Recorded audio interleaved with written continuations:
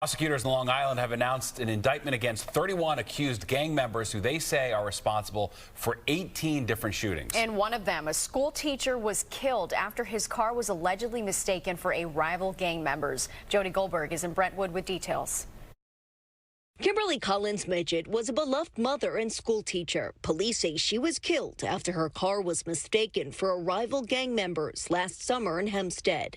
Those responsible are members of the Bloodhound Brims gang, a subset of the Bloods, according to officials who say these surveillance videos helped crack Midget's case and nearly 24 others since 2021. We have this leader in California working through proxies to tell young men in Nassau and Suffolk County to commit shootings and other acts of violence on behalf of the gang. The leader, Latique Johnson, who went by the Pilot, was allegedly calling shots from his jail cell in California. Omar Barry and Josiah Herbert were at the top of the gang's hierarchy on Long Island. Law enforcement seized tens of thousands of dollars from Johnson's commissary account. They say he would collect dues from lower-ranking members. He did that from a jail cell in California. He may or may not have thought he was insulated from prosecution on Long Island. He is not. A total of 31 alleged gang members and associates were arrested. Prosecutors say they played a role of some sort in shootings, robberies, and narcotic sales from Hempstead to the Hamptons. These illegal handguns were passed around and used by the men. The Bloodhound Brims gang is one of the most violent gangs we've ever seen, and that is why we stand here together to say that we are going to prosecute these cases as a team. Officials say gang activity is still active on Long Island, but these latest arrests help hamper operations while sending a clear message to active members. If you fire a gun, if you conspire to fire a gun, you will be held responsible. The ringleader will be brought from California to Long Island to go before a judge. He faces a max of 25 years in prison if convicted.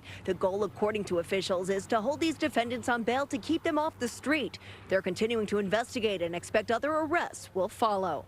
In Brentwood, Long Island, Jodi Goldberg, Fox 5 News.